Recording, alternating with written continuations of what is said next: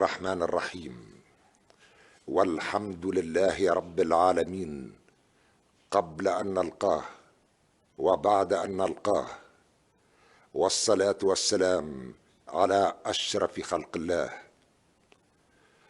يا ابن شعبنا العظيم في كل مكان، في هذا الوقت الذي تتطاير فيه في فلسطين السليبة أشلاء الرضع والأطفال والشيوخ والنساء، في هذا الوقت الذي تهدم فيه البيوت على رؤوس أصحابها بقصف صهيوني همجي وحشي، وتنتهك فيه كل شرائع الأرض والسماء، في هذا الوقت الذي لا يقطع فيه البنزين على المشافي، بل تقطع أيضا حتى قطرة ماء،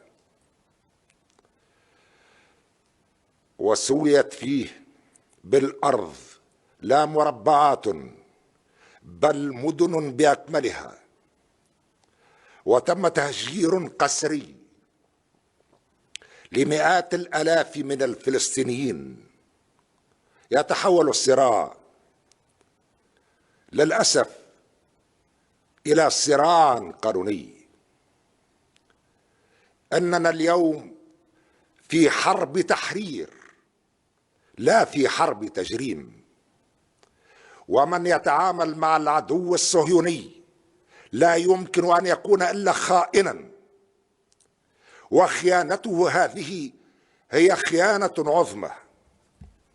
ومرة أخرى أؤكد أن ما يسمى بالتطبيع مصطلح لا وجود له عندي على الإطلاق، لأنه يعكس فكرا مهزوما، والفكر المهزوم لا يمكن أن يكون فكر المقاوم والفدائي في ساحات الوغى والقتال. والغاية من هذه الكلمة ليست الدخول في سجال قانوني عقيم، ولا في جدل حول عدد من المصطلحات والمفاهيم القانونية التي لا جدوى منها في هذه اللحظات التاريخية التي يواجه فيها شعبنا العربي في فلسطين أبشع الجرائم، ولكن يواجهها بعزيمة الفدائي المقاتل، وهي نفس العزيمة التي نتقاسمها معه، لأننا لا نرضى إلا بالنصر أو الاستشهاد. ولكن أجد نفسي مضطرا اليوم، خاصة وأنا عديد الأذان التي بها وقر، للتذكير بأن الدستور 25 من جويليا من سنة 22 و2000 نص في توطئته على الانتصار للحقوق المشروعة للشعوب التي من حقها وفق الشرعية الدولية أن تقرر مصيرها بنفسها، وأولها حق الشعب الفلسطيني في أرضه السليبة وإقامة دولته عليها بعد تحريرها، وعاصمتها القدس الشريف.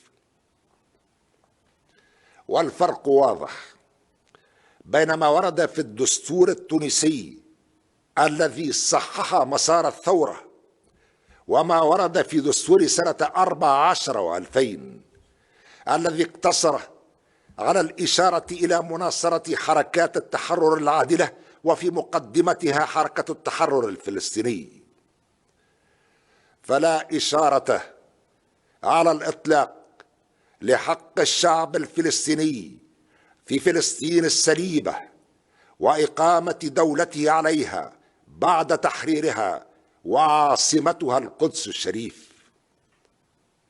فهل تحتاج الشمس إلى دليل؟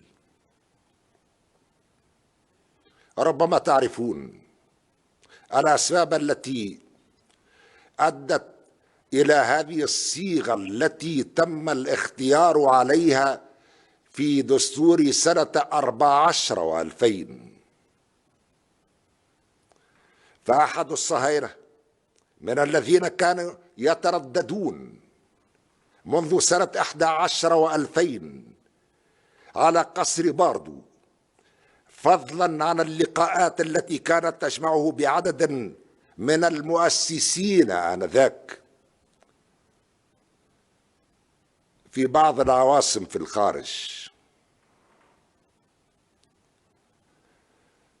وحين طرح علي السؤال حول مقترح القانون الذي تم التداول فيه يوم أمس، جددت الموقف ذاته، وهو أن الأمر يتعلق بخيانة عظمى، مشيرا إلى إمكانية الاستئناس بالفصل 60 من المجلة الجزائية الذي ينص إلى جانب عدد من الفصول الأخرى التي تلته على أنه يعد خائنا.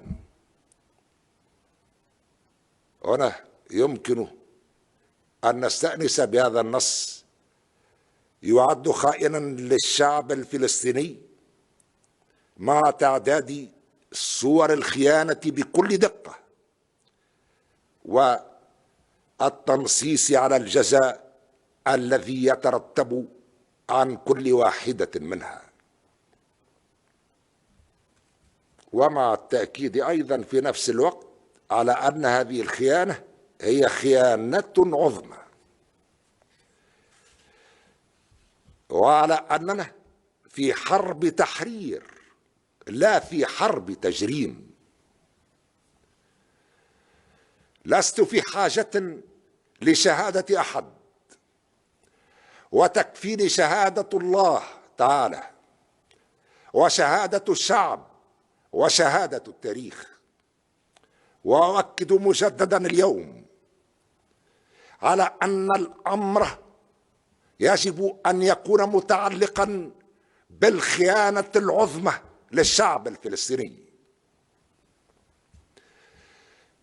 ليست لدينا يا أبناء شعبنا العظيم صواريخ عابرة للقارات، ولكن لدينا مواقف عابرة للقارات، ولا نقبل المساومة ولا المزايدة ولا الضغط ولا الابتزاز من أي جهة كانت، لا في الداخل ولا في الخارج.